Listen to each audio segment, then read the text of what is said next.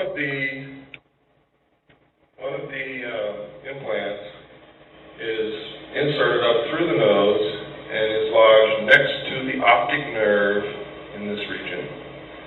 Another implant is inserted beneath the skull cap next to the medulla oblongata in this region. Another implant is found subcutaneously behind usually the right ear and can be seen and felt.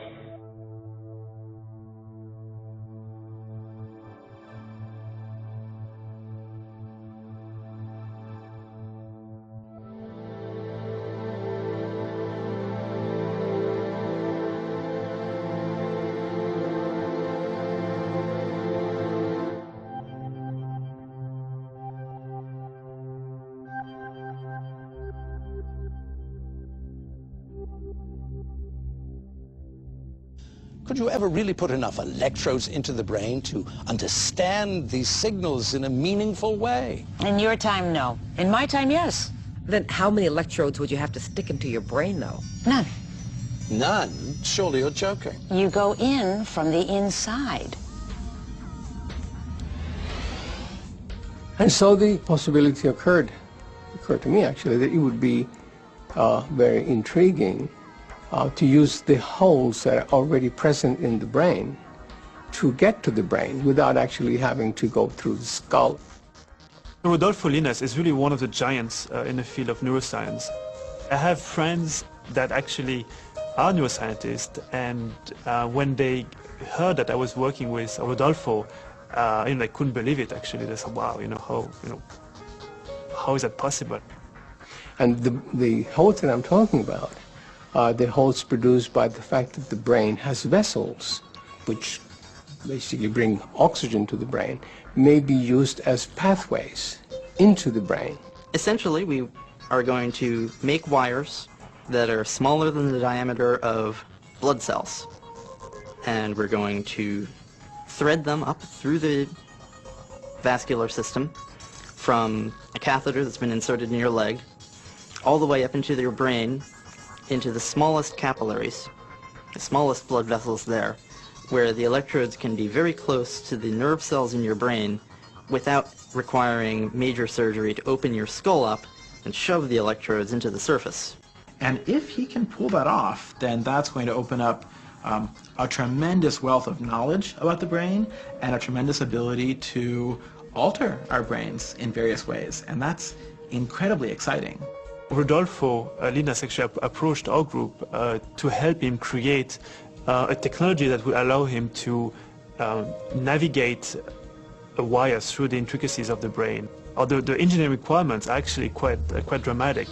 Within a week, I had already produced some preliminary wires for the neural experiments, so it moved very quickly once it started.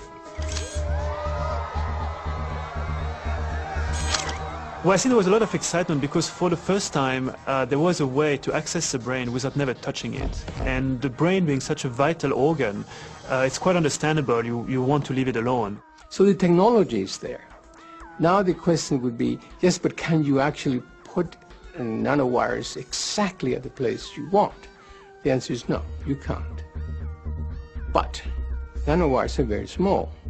So 500 nanometers is very small. If you think of it, that's about 100 times less than the thickness of your hair. How do you push the electrode to the brain?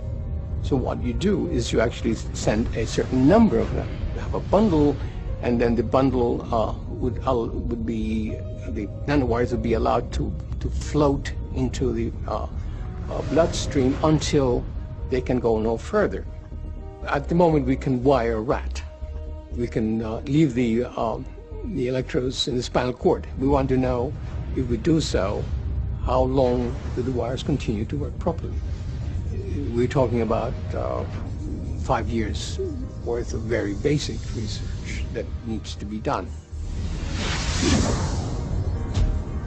It is interesting because it would be almost a perfect way to implement something known as man-machine interface.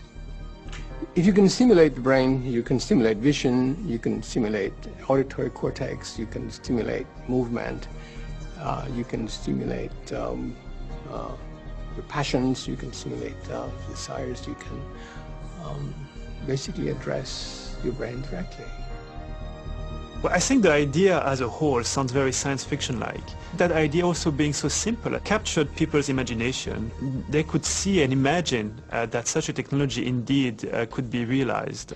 If you want to really project and say, would it be possible to feel that you're on the beach and have the sensations and even the pleasure of being on the beach without going by brain stimulation, the answer is, well, in principle, it could be done. What else can you do? Well, you can, of course, in principle, communicate with another person directly. Not only just your thoughts, but in principle, your feelings. So if you can get very close to somebody, you can get into their minds, and vice versa. Now, the implications of that are pretty obvious. It may be a mutual situation, or it may be a one direction. Somebody gets into your brain, into your mind. The National Security Agency, the NSA, visited us, and these guys they sort of have a mystique, being members of the intelligence community. The people who came are very smart. They're dressed in suits that cost more than I make in a year. I think some of their interest is potentially sinister. So, pure fantasy, you can imagine a group of people doing a job in the military, becoming continuously aware of their existence and what they're doing. So suddenly you have not a human, but a group of people that behave as a single entity. We could call this something like a wolf pack. You would have a collective consciousness, a collective understanding. You would be basically a rather strange new device. This happened before in evolution, by the way. We used to be single-cell organisms, and now we are groups of single-cell organisms, as animals, right? We'll be able to do things that we can't even imagine right now in so little time that one person could do the work of 20. But at the same time, there are other concerns. If we're able to interface directly with the brain this way, what's to say that the device you're using isn't reading your mind or controlling it? So I think there's a delicate balance that has to be made between how much any device that we connect to the brain is there to help us and how much it's there to monitor or control us. We should be controlling things. Things should not be controlling us. Now, is this to be done? Should it be done? Can it be done? Well, something like that probably could be done. The upside, of course, is if you can understand, if you can feel like other persons feel, the possibility is that you would understand better. So we could, in fact, become much better human beings, because one thing that we lack often is the ability to put oneself in other people's shoes. The downside is, of course, very clear. You begin to lose your individuality. We will be evolving into a rather different social entity. At the moment, we negotiate. At the moment, our relations are mostly saying what we want other people to hear. We think other people. And we, of course, hide many aspects of what we're thinking. That's, in fact, the basis for politics, the basis for negotiations of any type. It is, therefore, very important for some people not to be totally transparent. I think that's going to be a big change in the way we interact with reality. The idea of being able to wire people's brains together in this way to give us the ability to directly beam our thoughts to one another sounds like science fiction. It really does. But basically right now we have proof of concept of a number of these things. I mean, man-machine interface obviously is one of the things that is going to happen. Absolutely. We need a program of psychosurgery and political control of our society. The purpose is physical control of the mind. Anyone who deviates from the given norm can be surgically mutilated. The individual may think that the most important reality is his own existence, but this is only his personal point of view. This lacks historical perspective. Man does not have the right to develop his own mind. This kind of liberal orientation has great appeal. We must electrically control the brain. Someday armies and generals will be controlled by electric stimulation of the brain. Dr. Jose Delgado, Director of Neuropsychiatry, Yale University Medical School, Congressional Record number 26, Volume 118, February 24th, 1974. Electronic mind control research is not new. A scientific milestone in this area came in the 1960s when Dr. Jose Delgado demonstrated remote control over a charging bull. By connecting a radio antenna to electrodes inserted into the bull's brain, Delgado proved that the animal's aggressive impulses could be thwarted by electronically manipulating the bull's muscle reflexes. Do you realize the fantastic possibilities if from the outside we could modify the inside? Could we give messages to the inside? But the beauty is that now we are not using electrodes. In recent years, Delgado has shown that the behavior of monkeys can be altered using low-power, pulsating magnetic fields. But in these experiments, there were no antenna implants. Any function in the brain, emotions, intellect, personality, well, could be perhaps modified by this non-invasive technology. Delgado's research has so far been limited to animals. But in the Soviet Union, a radio frequency, or RF device, has been used for over 30 years to manipulate the moods of mental patients. Can I ask you a question about some of the technology that you're developing to fight the war on terror, specifically directed energy and high-powered microwave technology? When do you envision that you can weaponize that type of technology? Goodness. It is in, for the most part, the kinds of things you're talking about are in varying early stages. Do you want to give anything you'd add? I don't think I would add much. I think they are in early stages and probably not ready for employment at this point. In the normal order of things, when you invest in research and development and begin a developmental project, you don't have any intention or expectations that one would use it. On the other hand, the real world intervenes from time to time, and you reach in there and take something out that is still in a developmental stage, and you might use it. So your question's not answerable. It depends on what happens in the future and how well things move along the track, and whether or not someone feels it's appropriate to reach into a development stage and see if something might be useful, as was the case with the unmanned aerial vehicles. But you sound like you're willing to experiment with it. I think that's the point, and I think, we have, I think, from the beginning of this conflict, I think General Franks has been very open to looking at new things if there are new things available, and has been willing to put them into the fight even before they've been fully wrung out. And I think that's not referring to these two particular cases of directed energy or high-powered microwave, but sure. Is to get on with a subject that you've been most involved in since you've done all these things that we've been discussing, and that is psychotronics. I'd like to show you a video clip on Soviet psychotronics and ask for your comment, and we'll take off into that area. Okay. But in the Soviet Union, a radio frequency, or RF device, has been used for over 30 years to manipulate the moods of mental patients. It's called a LIDA machine. It radiates pulses of radio frequency energy, as well as light, sound, and heat. The pulse rate is in the extremely low frequency range, between 0 and 100 pulses per second.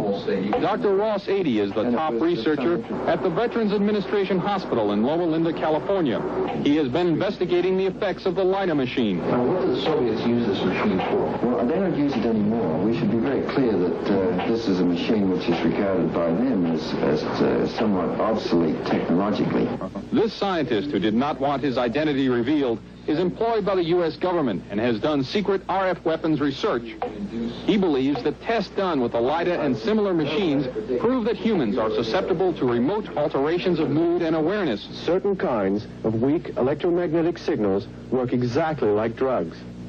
And so the promise is that anything you can do with drugs, you could do with the right electromagnetic signals. Apparently, there are specific sites involved, specific functions involved. It's a matter of matching up, just like it is with a pill, or a drug to cause an effect. You could have a cause and effect relationship between a magnetic field and a biological function. This sound, which is received by shortwave radios in the United States, is generated by another Soviet radio frequency device. It is known as the woodpecker because of its tapping noise. It is broadcast by a number of high-powered radio transmitters operating deep in the Soviet Union since July 4th, 1976. Though the official Defense Department explanation of the woodpecker is that it is an over-the-horizon radar designed to track U.S. missile launches, some scientists suspect that the woodpecker is designed to interfere with human brain function. As far as I'm concerned, the potential that this has for producing a direct psychoactive effect upon the total American population is there. Has never been disproven. Dr. Robert Becker is a pioneer in the field of bioeffects of electromagnetism. The signal range within which the woodpecker operates is that which has been reported by many investigators to produce a tranquilizing effect upon animals. We are just incredibly sensitive to these magnetic stimuli. Dr. Bob Beck, a PhD in nuclear engineering, has done extensive research into electromagnetic effects on humans. The signal was permeating power grids in the United States. It was being picked up by power lines, re-radiated. It was coming into the homes on the light circuits.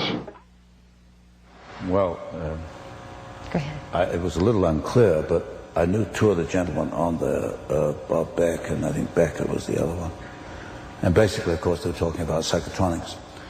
If I can translate in my words, psychotronics is the, let me pick these words very carefully, is the long range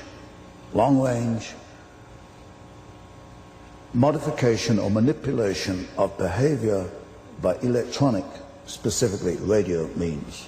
In other words, you use electromagnetic energy, radio transmissions, to affect human behavior at a distance. In other words, what you're doing is that you are merging radio engineering and parapsychology. This is what I think the Soviets can do. This is something which we have not in the West looked at too carefully. What I think the Soviets can do, and this I think was the intent of this film clip,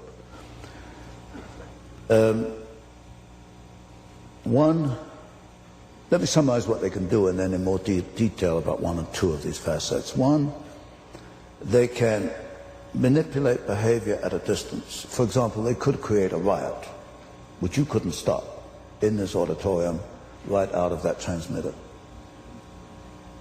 What they would do specifically is that the name of the transmitter is not the one I know. I know it as the Gomel transmitter. He called it the woodpecker signal. But what they do, they broadcast the signal to create a riot. You broadcast 11 hertz, 11 cycles per second, beamed into this room. And it would, without you knowing, you would start to get uncomfortable, then upset, and then I presume start getting a little active, like throwing the plants around or breaking up chairs, things like that. You use specific, what are called radio frequency windows. The 11 hertz will create that kind of behavior. Other frequencies, other windows will create other kinds of behavior. You can create a passive behavior.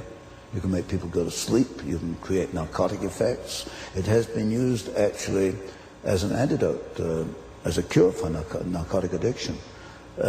You can make people alert. You can make them misconstrue, misunderstand things. Each has a specific, very precise frequency.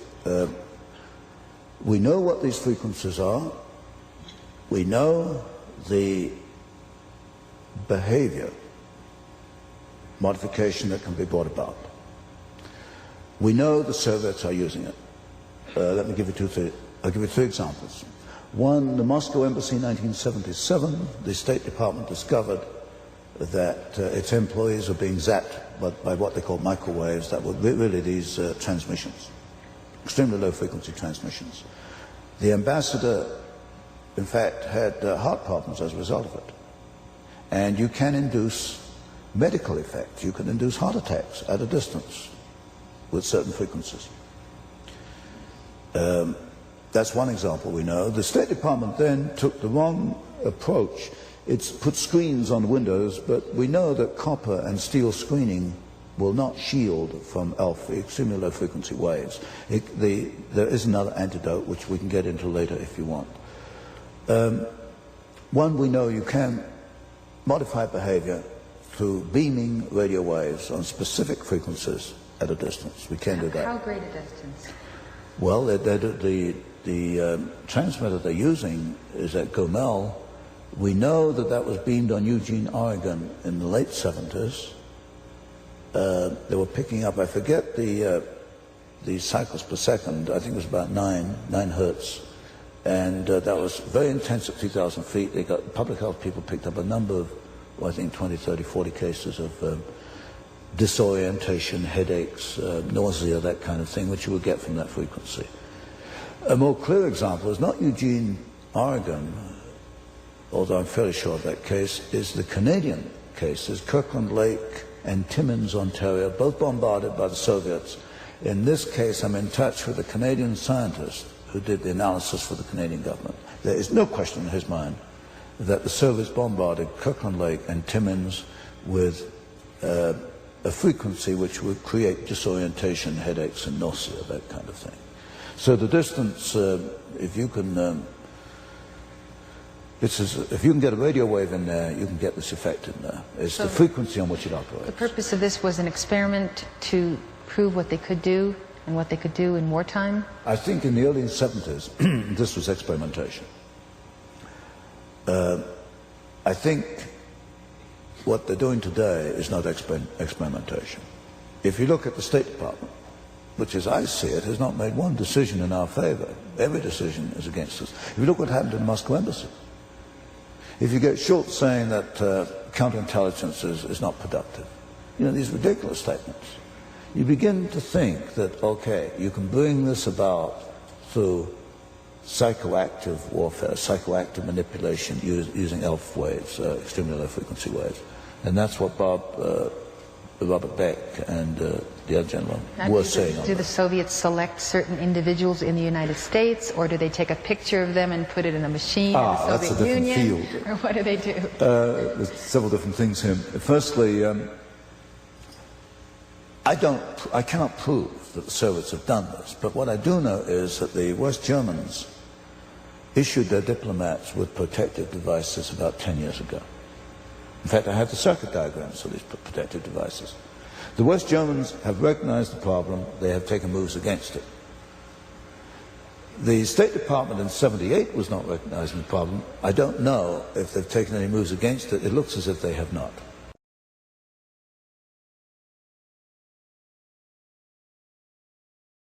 Now this is where I am very, very disturbed, because in the West we don't think in terms of warfare, certainly not to achieve objectives. Well, at least most of us don't, except the elite. And I'm concerned that while the elite is out to control the world, the Russian, given the Russian mind and the technology we've given them, is going to use this technology back against us in forms which we don't accept. And there's no question that our establishment engineers haven't until recently accepted behavioral modification through radio engineering. Now, both these gentlemen you noticed on here, they can talk because they're outside the establishment. They do not work for the government. In fact, I just had a letter from one of them. And this is the consensus among these people that one, this can be done, and secondly, it is being done. Now, there are other things that, in addition to behavioral manipulation, they're a little harder to pinpoint. I rather suspect that the Soviets can identify objects at a distance, say through radar. They can estimate the shape, the size, and the composition. In other words, one can analyze the return spectrum and analyze that and find the composition of what they're looking at. So theoretically, you could put a beam into, say, this top secret installation inside it, and you could get a picture back, very roughly, giving the shape, the size and the composition of the article that was the other end of that beam. They can use it, I suspect, for telepathy. Telepathy for a long time has been a random sort of phenomenon. I think possibly you could use radio waves as a carrier for telepathy, perhaps even for psychokinesis too. Well, telepathy can be mind manipulation. Yeah. If someone doesn't recognize it as an exterior communication. Yes. So that basically is what psychokinesis is. Then the one you mentioned about the putting the picture in the well, the number of end uses for that, I don't know which one you had in mind, but for example, it could be used for finding people, tracing people. You could put a picture of a person within this machine and through a map, have it trace out the coordinates where the person is. I heard it was used in one case, the U.S. Navy, now I cannot verify this, it's only it's just hearsay, that the U.S. Navy did experiment with this kind of operation by getting the signatures of Soviet submarine commanders and using this process for identifying the location of this particular submarine. Now that's a fantastic achievement by a signature. You can't hide anything on this earth, not even a thimble. Now, do you think the Soviets are targeting certain segments of our population that are the leadership, the Congress, the military, or do you think that over the pole are coming ELF waves that are affecting the entire population, beaming these between 3 and 4 a.m. in the morning and so forth? Yes. Well, if you look at Washington, you go into Washington, it's like a world apart. And you go through all, like we did earlier, do we explain these things by stupidity, by ignorance? And you're almost left up by default with this behavioristic manipulation. It's the only one that really fits. I mean, these people are so out of touch with reality, as I see it, and as you see it, that this really becomes the only explanation that will hold water. Well, when you have a few people that are not in any way influenced by it and take their stand for reality, for truth, for common sense, do these people have a natural repellent of these kind of energy waves? Is it the strength of God within them, or what is it that keeps some people totally clear in their thinking? I think there's got to be an inner force, and a spiritual power, which enables us, perhaps gives us an inner strength to see truth, to see things as they really are. And these people, as you mentioned, don't have this inner strength, this inner power, this inner reflection of God. And when you look at the people who are receptive and who tout this line, they seem to have had the capacity for vulnerability to this before they came under that attack. Like Schultz, for instance. Yes, a vulnerability. Yeah, like Schultz. I mean, you could say he's a victim of ELF waves, but Schultz was Schultz before he was a victim of ELF waves, is what I'm saying. Yes, it's whether the Soviets manipulated his psychological weaknesses or the ELF waves brought them about. But the kind of person you get in Washington, a person who searches for power, you can guarantee that 95% of the people in Washington have got this lack of inner strength, as you mentioned earlier. You know, it's been observed by top people in Washington that the attrition rate on the part of people visiting the Soviet Union and then coming back and being soft on communism is amazing. In fact, they can go to the Soviet Union and be totally turned around in their views and become pro-Soviet. Do you think that, therefore, there is a greater effect of this mind manipulation in Soviet territory at closer range? You're getting this with the businessmen. These top businessmen go to the Soviet Union and they come back. Dwayne Andrews is a very good example. He's chairman of Archer Daniels Midland. They come back from the Soviet Union and they may as well be reading a translation of Pavlov when they come back. It's the straight party line, right the way down. No, they weren't always like that. But you do get this phenomenon, not so much with diplomats, but you certainly get it with businessmen. They go there, they're wined and dined. I suspect they get this psychological manipulation. And they come back, and then they They parrot the party line. When you challenge them, they become confused and hostile. That's a real telltale sign, isn't it? Real telltale sign. The hostility is a front because there's no reason behind it. It's a bluster. It's bluster. And I've seen that at first hand. They become very antagonistic. I've seen it too. Yes. Which is weakness. There's nothing behind it. They're confused themselves why they're saying this and why.